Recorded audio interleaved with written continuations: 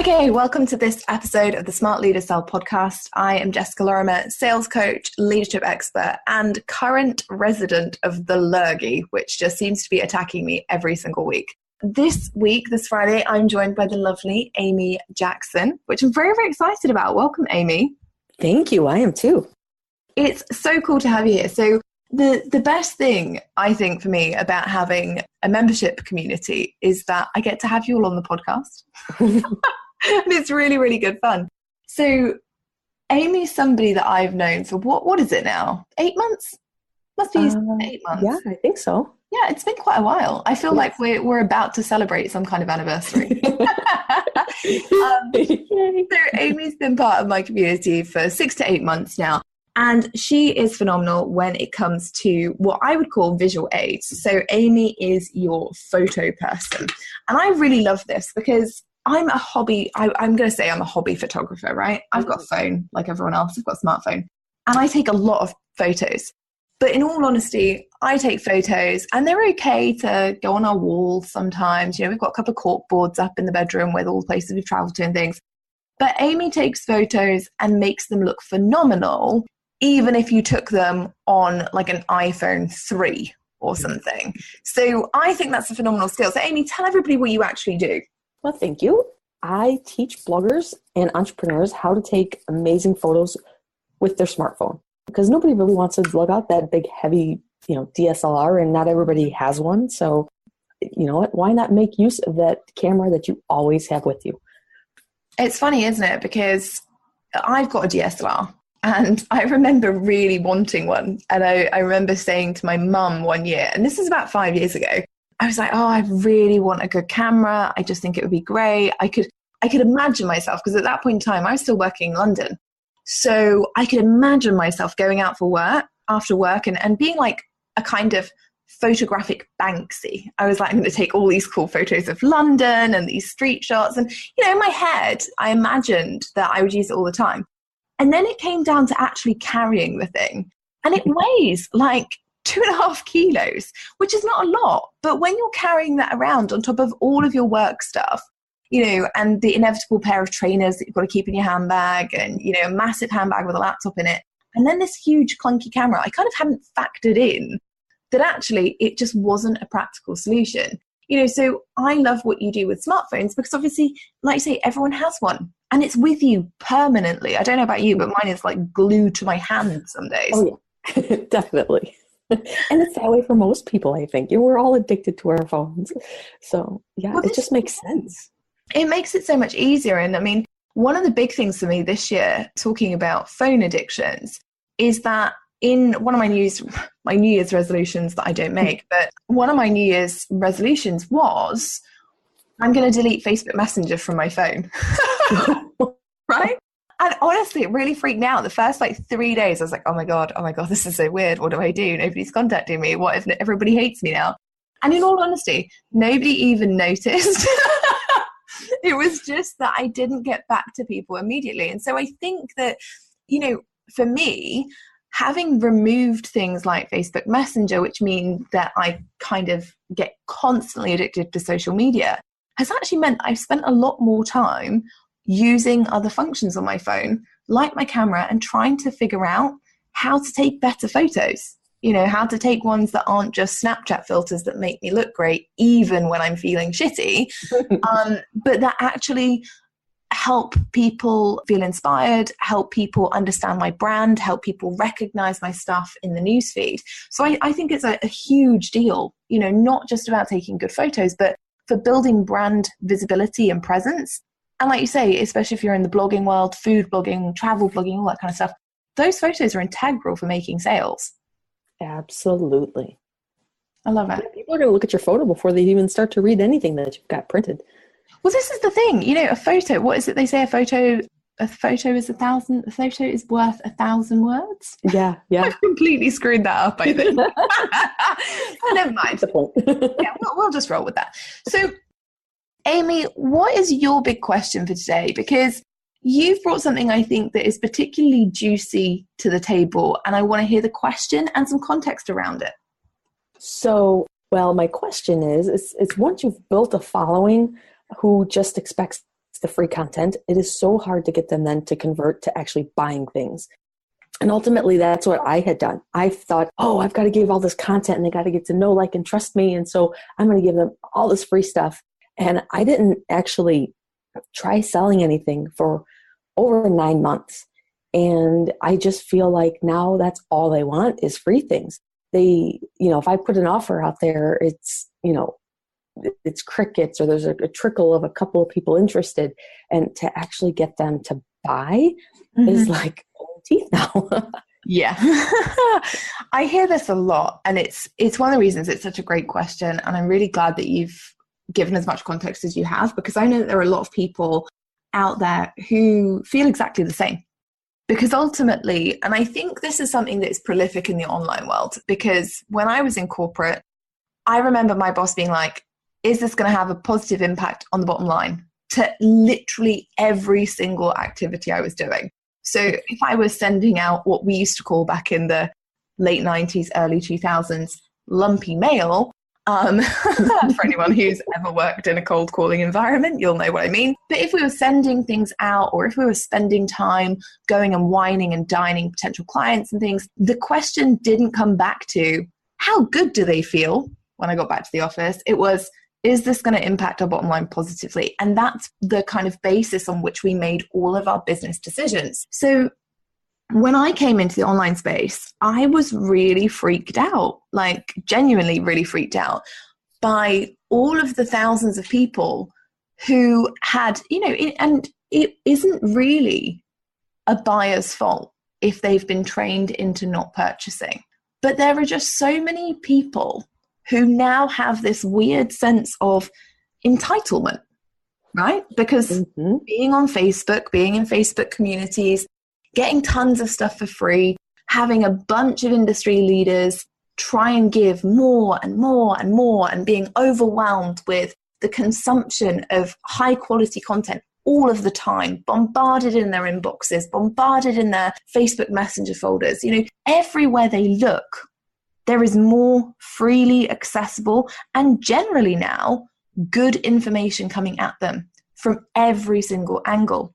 And it's actually overwhelming. And so for me, when I came into the online space and I saw this, I was like, whoa, this is bizarre.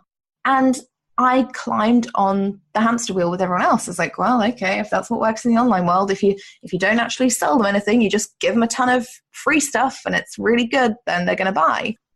And the first 3 months of my business sucked. I'm really open about that. As when I left my job and I stopped focusing on those money-making activities, my business really took a dive. Now, it's not to say that I don't believe in giving free value.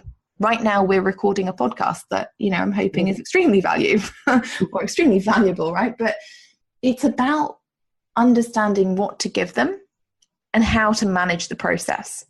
So have you ever heard the phrase, give them the what, but not the how?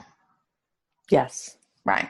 I don't believe in that. I think that's a complete load of crock, because for me, when somebody first meets you, they make their first impression. So if you're making your first impression with give the what, but not the how, then ultimately that person feels like they got stung, because your marketing and promotional copy will probably go, here's the one biggest secret that you need to make $1 million this year, even if you have no advertising budget, no clients, no following, no nothing, you can still do it. And then the tip is go out onto Google, find the most hotly used search term this year and become an affiliate for a product selling that. Right? You feel mugged off, don't you? You kind of get to a point where you're like, really? Did I actually just download that? So if that's people's first impressions of you, it's really not going to bode well for your business. So I agree that we need to be giving out gold. We need to be giving out true value. And sometimes, in all honesty, it's about giving out for free the stuff that you give to your paid clients. Because the thing is, 99% of people will never implement it. It will never make it into their business. But they'll hear the information and they'll recognize, actually, that's really useful. That is gold. I can see how that would change my life, my business, etc., etc., etc. But they also recognize that they're not going to change it for themselves. So if you're in a service-based industry, it's really easy then to say, look, I can give you a ton of information, but ultimately between me, you, and the gatepost, we know that it's very unlikely that without support, accountability, that you're going to actually go and do anything with that information. And therefore, you're not going to get the results you want. And in 6 months' time, I'm going to see you sat in the same place, making the same decisions, being equally frustrated by the fact that you're not reaching your goals. Does that make sense? Totally, yeah. So when we've trained people into what I call baby bird syndrome, where we're give all the time, like a mama bird would be with worms, and we're not pushing them out of the nest, we leave them kind of sat there, entitled, and honestly getting pretty lazy. Because why should they do any work? Why should they fly out of the nest? Why should they learn to hunt for food if you're going to bring it back at the same time every day? Right? So when we've done this, converting them into buyers can take a little while. And that's the key thing to realize here. I think a lot of people assume that you're just going to turn it around and with one post, you can suddenly change the opinions and buying behaviors of your entire audience overnight. And it isn't the case. Unfortunately, I really wish it was, because it took me a good while to really train my audience out of that. Ultimately, though, it is possible, but it takes consistency. So, for example, you've done cash creation, right? You've been in cash creation, you've worked with some of the strategies in there, and you've seen how consistent that requires you to be with making or offering the sale every day. Yep, definitely. Right. The thing is that most people will do it like they do cash creation. Okay. And cash creation is the course that I run. It's a 6-week course, and it's action based. Everyone is asked to take action every day that's going to lead to a sale. But most people, what happens when they've developed this tribe of free followers, when they start selling to them, like you, they experience crickets. And how awkward and uncomfortable does it make you feel when you get crickets, Amy? Totally uncomfortable. Right? It makes you feel like they're not your friends anymore. It's like, oh my God, I sold to you and now you hate me. Ah. Oh yeah. And then the inevitable flight. Everybody's like, I'm out of here. Yeah, exactly. It's literally like you've got leprosy. 2 days ago they were your best friends, you're going for dinner, suddenly you announce that you have a cold and you are the leper of the French colony. And it can be really, really disheartening, if I'm honest. And so what we tend to see is that people will, when that happens, when they get crickets, when they face that immediate rejection, instead of going, oh, okay, this is awkward and it's uncomfortable, but to help me benefit myself and to benefit my audience in the long term, I feel like I'm going to have to stick with it. I'm going to have to keep going. I'm going to have to show them that I'm not going to back down and that really I am going to benefit them if they choose to invest their time and energy and money into me and my business and their own results, right? But what we tend to do is we go, oh no, everyone hates this. Shit, what should I do? I know, I'll give them more free stuff because then they'll love me again. So we kind of train our audience then into this weird limbo position where they look at us and they go, isn't that cute? Jess is selling to us again. Oh, like I'm going to buy anything. I'm just going to be silent because tomorrow she's going to come back and basically apologize to selling to me, and she's going to give me some more stuff for free. Woohoo! Right? That's what we're training them into. And it's subconscious. It's not the fault of our audience. It really isn't their fault. And actually, as sellers, it also isn't your fault personally. We have to take some personal responsibility. We have to look at the actions that we've taken to get to this point and the reasons why our audience feel like it's okay to not invest in themselves or to not step up and take action or to, whine about a problem for weeks and weeks and weeks and months and months and then not do anything about it. But ultimately, this is a boundaries thing. This is about setting the line. And I go into, so many Facebook groups and I see so many people with their email marketing, and it sounds awful, but they're so desperate for people to like them that they forget that they're running a business and they forget that they're a business owner. And so there are no places in these Facebook groups where they say, hey, look, I'm running this community because I want to support you all. But also, it's a viable part of my business model. So there are going to be occasions where I pitch to you. And if you don't want to buy, that's cool. If you never want to buy, that's fine. But just be aware that the people who do will get amazing results. And at no point am I going to not pitch to you just because you don't like it. If my selling makes you feel uncomfortable, you need to go and look at why it's making you feel uncomfortable and potentially go and find somebody else to follow. I love it. Yeah? Oh, yeah. It's about setting the line, and it's about drawing that line in the sand with them. So once we've cultivated this kind of community of people who think that it's okay not to buy, or worse, who think that it's okay to ghost you, those people who you sell to and they go, yeah, that sounds amazing, and then just silent. And then you notice they've blocked you on Facebook and they've unsubscribed from all of your emails, and you're like, wow, it was $27. I didn't think it would be a big deal. We've all had it, right? But when you've cultivated these people, you've got to take the line in the sand. And, for you, if it's your email list or your social media following, you need to go out to them and say, hey, I've done you a disservice, right? We have to own up. We have to take some responsibility and say, I've done you a disservice. What I realized is that I've been making blog photography look really, really easy and really simple. And in actual fact, yes, there are some elements that are simple and there are ways of making it a lot easier. But in giving you so much content for free and just giving you this kind of overwhelming amount of it, I've made it seem like you don't need to take any action in order to change. And that all you need to do is learn the theory behind something and it will magically happen. And that's not really the case. The actual fact of it is that the information I give out in my free group, out to you guys in my email list, is so good that if you really did take it and you really did implement it, you would have photos that looked incredible and you would be monetizing your images. But ultimately, without the accountability, without the support from me, without the one-to-one guidance or help or assistance or the ability to have somebody troubleshoot any issues that you face, it can be really, really difficult to get the results that you want because you don't know where you're going wrong and you don't have anybody to stay accountable to. So you actually end up not doing it. And if you do, you do it half-heartedly and it doesn't get you the results you want. And then what happens is you blame me because I'm the one who made it seem really simple. So I completely appreciate you've been hanging out in this community for a while. And I'm really glad if you've got any value from it.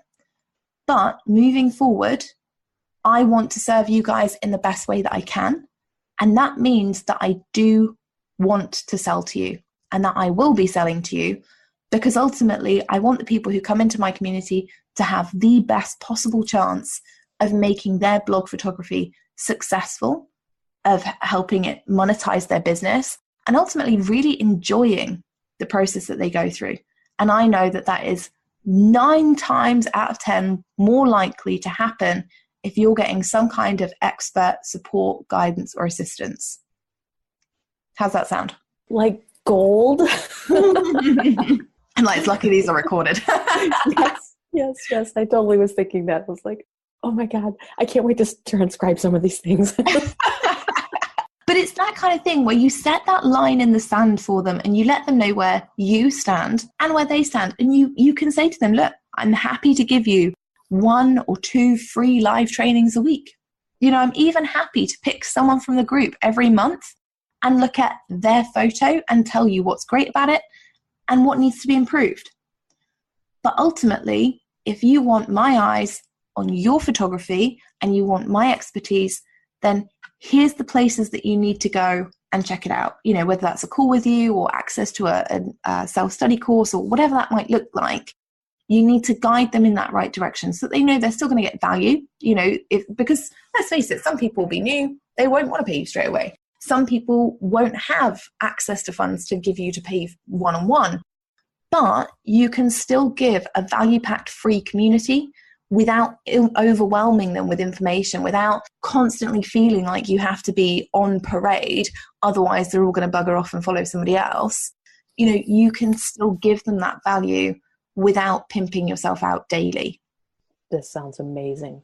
Yeah. Yes. Are there any other questions that you have about that or about how to do it?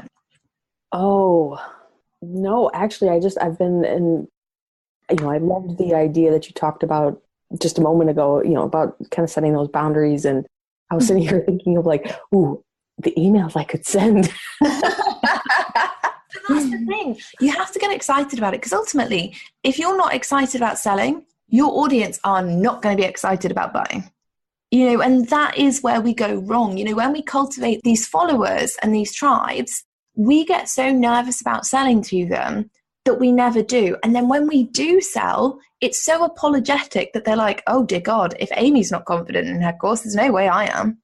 And it stops them making the purchase. Yeah.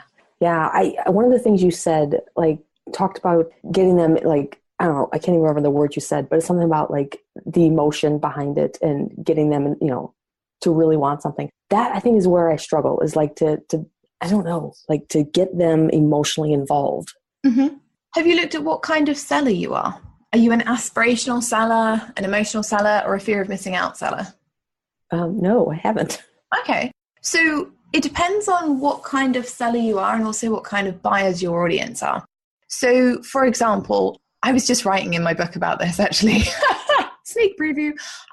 But aspirational sellers, we tend to look at people like celebrities. Kylie Jenner, for example, is an aspirational seller. Okay, she's all over Instagram. Every time you look at her Instagram, she's off to a premiere. She's on the catwalk. She is wearing her own brand makeup.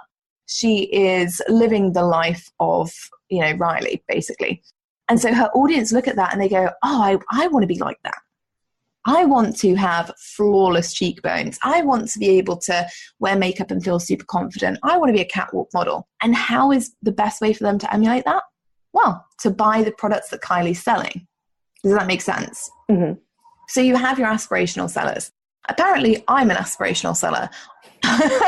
Given my current husky Ian McKellen-esque voice, I'm not entirely sure that is relevant right now. But, aspirational sellers basically sell based on what their audience wants to achieve. So if you are like super blogger and your audience is newbie bloggers, they're perhaps people who are writing once a week and they want to be as prolific as you or have as big a following as you or make as much money as you. The job of the aspirational seller is to use what you've already done, what you've already learned, your expertise, the lifestyle you have, to sell somebody into getting the same results. Does that make sense? Mm-hmm. Definitely. An emotional seller is my least favorite. And emotional sellers, I feel, they're paying for profit the majority of the time in the online space. Nevertheless, a good emotional seller will be somebody who will deeply connect with their audience on a relationship level, who will share vulnerably, openly, and transparently, but they won't do it in real time. So say, for example, somebody's going through a divorce, right? They're not going to share it in real time. And if they do, it will be very quiet and kind of, this is just what's happening. But afterwards, they'll use the learning lessons or the breakthroughs that they achieved to deliver a lesson to their audience and sell through that. Does that make sense? Yes.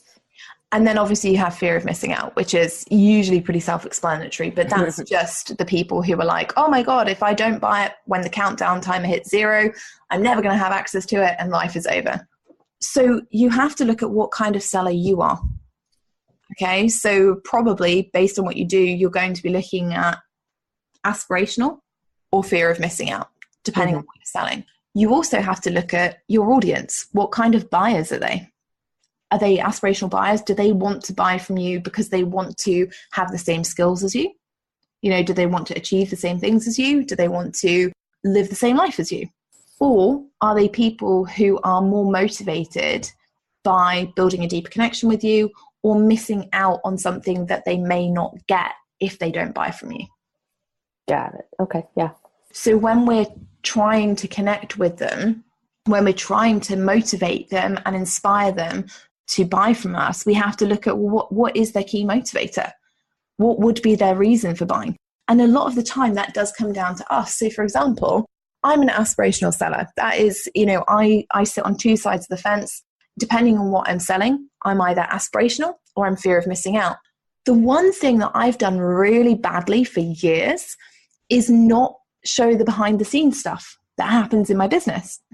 And actually, people want to see that, because ultimately people don't want to leave their job and set up a business to be working 7 days a week, hustling until 2 a.m., never going out, not having a social life. So when they see the behind the scenes to my business, which is very much, you know what, feel like crap today, I'm sat on the sofa, I've got some lemon and honey in my cup, and I'm going to watch Netflix for 8 hours. Real life. Equally, there are times when my business has allowed me to have some fantastic experiences, travel to some incredible places. We went to Iceland last year. We saw the Northern Lights. We stayed in amazing hotels.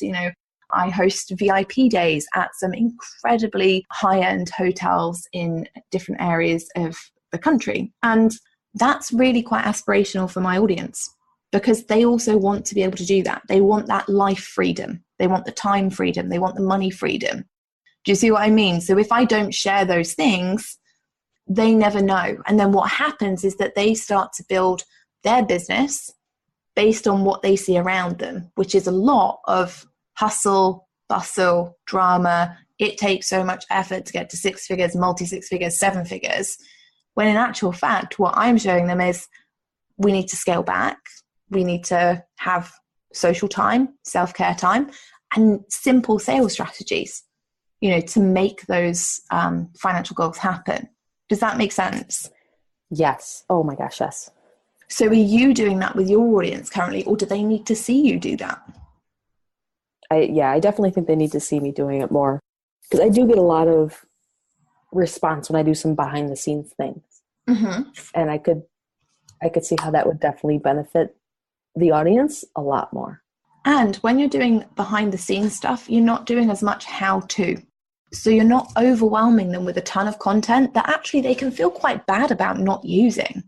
They're like, oh God, I'm going to save that live stream Amy did. I'm going to save that post. And they never get back to it. And that makes them feel crap, right? We're setting them up with these unattainable goals, and it's just not fair. So when you share that behind the scenes, hey, look, this is the work I'm doing for a client right now. This is how it's going to help them, monetize their food blog or monetize their travel blog. What are you doing today to help you, use photos that are really going to make you stand out from your competitors and encourage your customers to buy? Do you see how that's different to this is how you put on a specific filter, this is how you set the frame, et cetera, et cetera? Yes. And which one makes them want to buy more? Oh, for sure. The kind of that connection and seeing the behind the scenes stuff. Exactly. And when we share the behind the scenes stuff, we can sell as much as we want. Hey, if you want to do this too, here's how you book a call with me. Hey, if you want to do this too, I'm selling this course at the moment. You might want to jump on if you're this kind of person with these kind of problems. Hey, if you want to do this too, here's a testimonial from my most recent client. Get in touch if you want to be the next one. Oh, I'm loving this. Scribbling in the background. Did you see how simple it really can be to train them out of the behavior? Yes. It's just going to focus on you and you being consistent about it, and that is the frustrating bit. That is the hardest bit. But ultimately, once it's done, you never have to worry about it again. Does that help? I'm so excited. Yes. Yay! I'm so pleased. And I'm really excited for you. So tell us, Amy, where can we find you? If there is somebody listening to the podcast today and they're like, oh God, actually, I'm a blogger, I'm a food blogger, lifestyle blogger, travel blogger, and I need to be able to take photos that are the shit from my iPhone, where can they find you? I would love to have people find me over on Instagram. That is like my new favorite platform. So they can find me at instagram.com/learnblogphotography. Amazing. And I love Instagram as well. It's a really nice platform over there. I'm still a little bit unsure about how to use it. Apparently I have 6,500 followers now, but it's always a bit of a weird one, isn't it? You're like, oh, how did that happen? Yeah, it was really good actually. Last night somebody wrote a little comment on my Instagram that said, I listened to your podcast yesterday and it's really good. And I was like, that's made my day. And it's like the first Instagram comment I've replied to in forever, because it's the first one that isn't spam from some kind of weird bot. Yes. I know. Some photo that, that you get a response like, great job. And you're like, okay. No, like that was like what not to do. Yeah, exactly. It's a bit like you've put a post up about your dog that's died or something, and they're like, yay, awesome. And you're just like, maybe rethink that. Yeah. I love it. Well, if you have enjoyed listening to the episode today and you want to go and learn more about blog photography using your smartphone and no hefty DSLR cameras or anything that is going to be a nightmare to carry around in your bag, please make sure that you go and check out Amy. Her links will be in the show notes for you. And if you've enjoyed this episode, let me and Amy know how we got on. Hit the subscribe button, make sure you don't miss another one, and leave us a review and let us know how we did. I will see you on Monday for the next episode.